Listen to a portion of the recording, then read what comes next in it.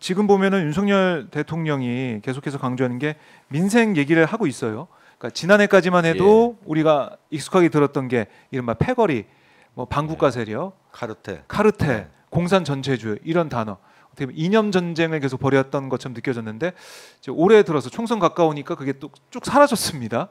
그러다 보니까 윤 대통령이 총선 관리를 위해서 좀 뭔가 민생에 진력하는 모습을 보여주는 그런 상황이다라고 하고 있는데 어떻게 좀 보고 계십니까?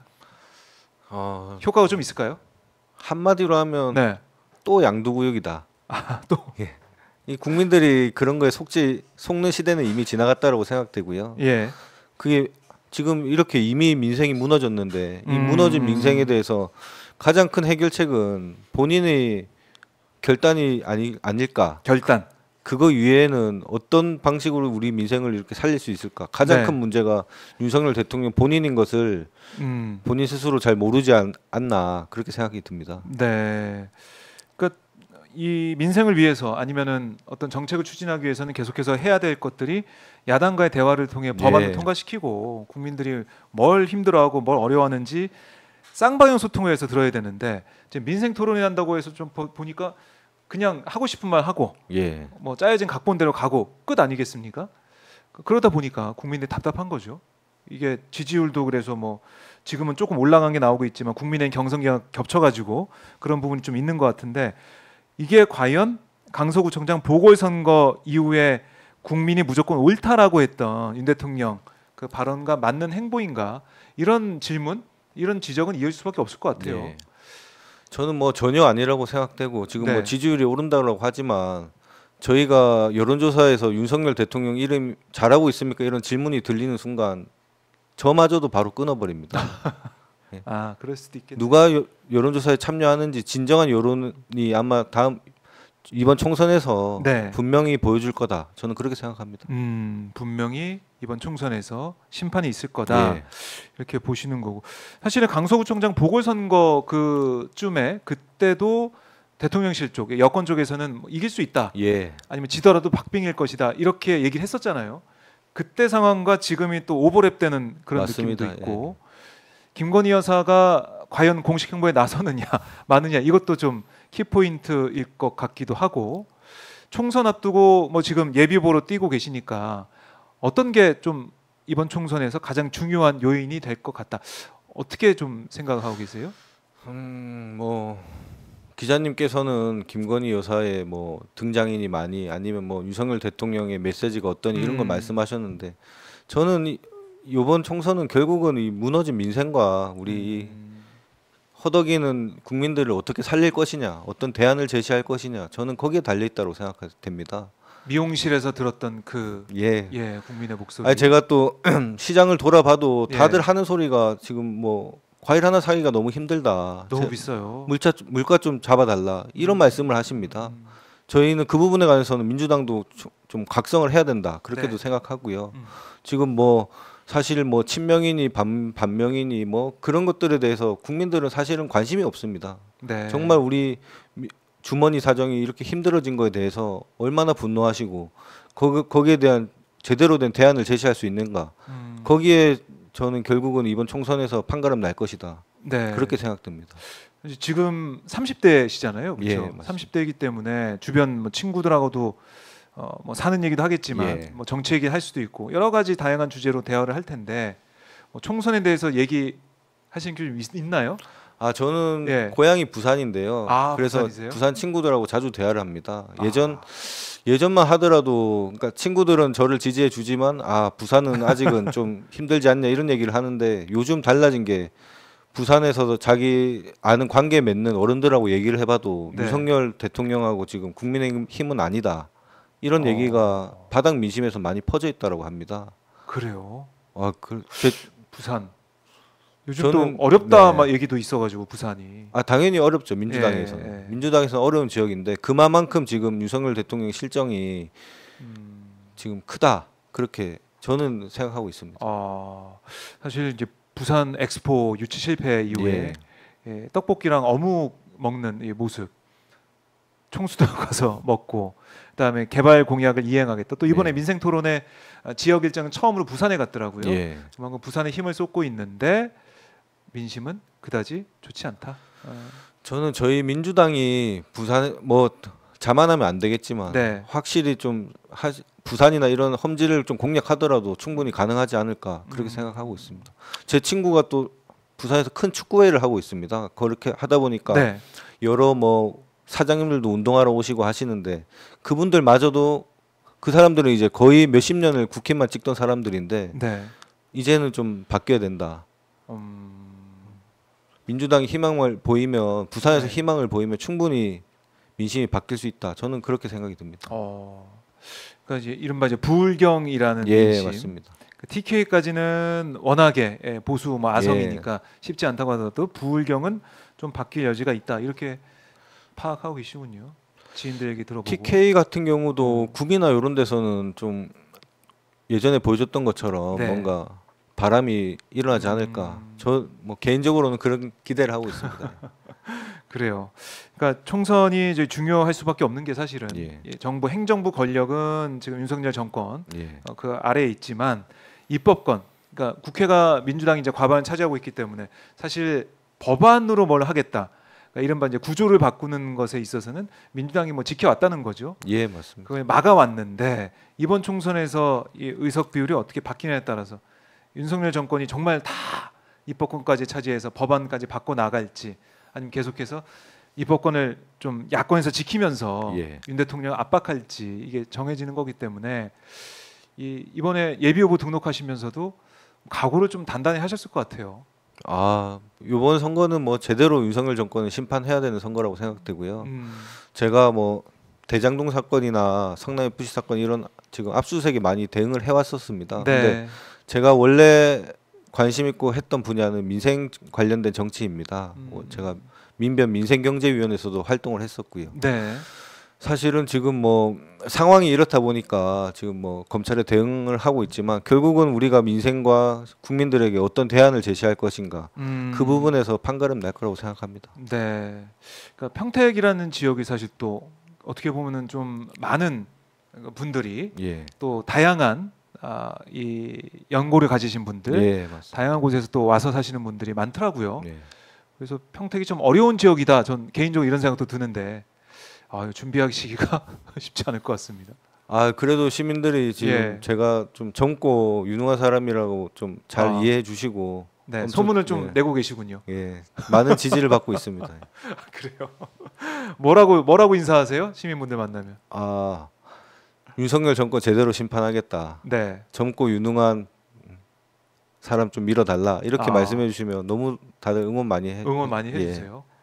해주고 있습니다. 그러니까 이제 체감이 되는 것 같아요. 지역에서 그러니까 언론이나 아니면 우리가 좀 정치 얘기 아까 이낙연 이준석 뭐 결별 예, 얘기도 예. 했지만은 그런 정치 얘기할 때는 이거 뭐 쉽지 않겠다 이런 생각도 하다가다 뭐 민심은 진짜 실제 접하게 되면 다른 후보들도 그런 얘기 하더라고요.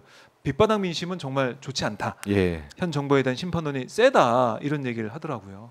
다만 우리 또 민주당은 또 겸손하게 또 가야 될 부분이어서 뭐 그걸 가지고 네. 저희가 뭐 총선을 압승한다 이렇게 말씀드릴 수는 당연히 없는 거고요. 다만 우리가 그런 민심의 목소리를 귀를 기울이고 거기에 네. 맞는 정책과 역량을 펼친다면 충분히 다음 총선에서 윤석열 정권을 심판할 수 있지 않을까 이렇게 생각합니다. 네. 자 그리고 아까 이재명 대표 이제 재판 과정 예, 관련된 대장동 재판이라고 한 번에 얘기를 했지만은 상당히 이제 복잡하고 좀 시간이 좀 많이 걸리는 재판 과정이 진행 중이다 이렇게 보면 되겠죠. 어떻습니까? 아 지금 재판이 지금 언론에서는 마치 저희 뭐 대표님이나 이쪽에서 지원을 하고 있다라고 뭐 잘못된 보도가 많이 나오는데 네. 사실 여태까지 미뤄진 거는 다 유동규가 증인으로 제대로 출석을 하지 않아서 미뤄진 거였습니다. 그때만 봐도 뭐 교통사고 당했다고 몇 주간 입원해 있었고 그렇네요. 예. 그거에 대해서 또 검찰은 유동규가 아프니까 증인신문 미루자 이런 식으로 진행을 해왔었고요. 저희는 성실하게 재판을 늘 지금 받고 있는 상황이고요. 다만 이게 검찰이 워낙 덕지덕지 붙여놓은 사건이 크다 보니까 네. 이게 과연 제대로 빠른 시간 내에 판결이 날지 그건 좀 우려가 되는 부분이 있습니다. 그러니까 이 재판 뭐 이렇게 길어진다고 말씀하셨지만은 그동안 윤석열 정권 들어서 쭉 뭐 2년 동안 봐왔던 게 야당 대표에 대한 수사, 예. 관련된 수사 재판 이게 쭉 이어져 가지고 아, 정말 탈탈 터는구나. 정말 털고 있다. 이런 얘기를 많이 하시더라고요. 출마 선언에서도 얘기를 네. 했는데 이게 거의 고려 시대나 조선 시대 보면 왕이 바뀌면 다 반대파들 다 숙청하지 않습니까? 역모로 몰려가지고 몰아가지고 지금 그 모습하고 다른 게 뭔가 그런 생각이 듭니다. 네. 겨우 민주주의가 있기 때문에 이렇게 살아서 재판 받는 거지.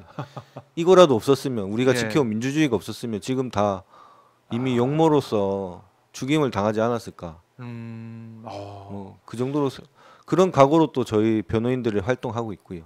무시무시합니다. 그러니까 이 야당 대표 이재명 대표에게도 그렇지만 관련된 재판도 그렇지만은 지금 보면은 김혜경 여사, 김혜경 여사 이제 법과 관련된 것도 이번에 또 기소를 했더라고요. 예. 아니 저는 이걸 보면서 이 뉴스를 보면서 아, 이게 오히려 여권 입장에서는 좀 역풍이 불 것 같기도 맞습니다. 한데 왜 이렇게 했을까? 저는 그분들이 할 수 있는 게 그거밖에 없으니까 하지 않았냐. 그리고 저는 좀 행간의 맥락을 보면 원래 설 전에 하니 많이 이런 얘기가 계속 돌았지 않았습니까? 네. 근데 저는 검찰에서도 좀 한번 반기를 든 게 아닌가. 설 전에는 이거는 안 된다라고 하다가 지금 결국은 윤석열 대통령이 지금 고발하라는 억압을 해서 이렇게 기소하라라는 억압을 해서 이렇게 뒤늦게나마 기소한 게 아닌가 그런 생각이 들고요. 이거는 이 기소가 부당하다라는 생각은 누구나 저는 일반 시민이라면 다 하지 않을까 그런 생각이 듭니다. 아니 그냥 상식적으로 봐도 금액만 봐도 78,000원인가요? 78,000원. 그리고 거기에 이제 도이치모터스 주가 조작 이 사건 관련해서 이 김건희 여사 최은순 씨 모녀가 얻었을 거로 추정되는 거는 뭐 20억이 넘으니까. 근데 이건 아직까지 기소 여부 결정도 안 됐고 제대로 수사하고 있느냐라는 비판도 있고 특검법에 대해서도 거부권 행사했고. 맞습니다. 이게 그냥 객관적으로 딱 눈에 보이는 것만 봐도 이게 도움이 될까 하는 생각이 들어서 이거는 내부 결속용인가 집토끼 단속용으로 또 이재명 대표를 비판하는 그 여론을 끌어모으기 위해서 이렇게 기소한 것이냐 이런 생각도 해봤는데 어쨌든 이해가 잘 안 돼요. 저는 너무 그 좀 생각을 한 게 아닌가. 너무 생각을 했다. 아이고 무슨 집토끼 결집이니 뭐 이걸로 뭐 지조를 끄니 과연 이런 생각을 하고 했을까? 그냥 야 기소해. 그냥 그 한마디로 이루어진 게 아닐까. 할 수 있는 게 그거밖에 없기 때문에 수사하고 기소하고 할 수 있는 걸 한 거다. 평생 그 일만 해온 사람인데요. 뭐 다른 정무적 판단이나 이런 걸 기대하는 것 자체가 좀 불가능하지 않을까 이런 생각이 듭니다. 결국엔 이것도 이제 국민들이 판단을 하겠네요. 이 사안도. 저는 뭐 아무 영향이 없지 않을까. 없을 거다. 이미 아무 영향이 없지 않습니까? 그러니까 김건희 여사 사안이 더 이제 부각이 되는 그런 느낌이 들어가지고 이게 또 총선에 어떤 영향을 줄 것이냐 이것도 지켜봐야 될 것 같고 참 이번 총선이 중요하고 이번 총선에서 제대로 유권자들이 자신의 한 표 한 표를 행사해야 우리 대한민국의 민주주의 퇴행과 민생 경제 파탄 이걸 막을 수 있다 이런 목소리는 계속 나올 것 같은데 그래서 민주당 입장에서도 어떤 후보를 내느냐 뭐 중요할 것 같고요. 또 민주당도 어떤 비전을 사실 민주당이 아까 홍익표 원내대표 얘기했지만 민주당이 뭐 그동안 잘 못했다, 잘 못하고 있다라는 해서 사과하는 모습도 있었어요. 그만큼 반성과 성찰하면서 앞으로 나아가겠다라는 얘기를 하고 있는데 어떤 비전, 또 어떤 공약, 어떤 슬로건 이거 내세워야 된다 이렇게 개인적으로 좀 보시는지 궁금하네요. 저는 개인적으로 우리 민주당이랑 진보 진영이 이념적 진보에서 실용적 진보로 바뀌어야 된다 그렇게 생각합니다.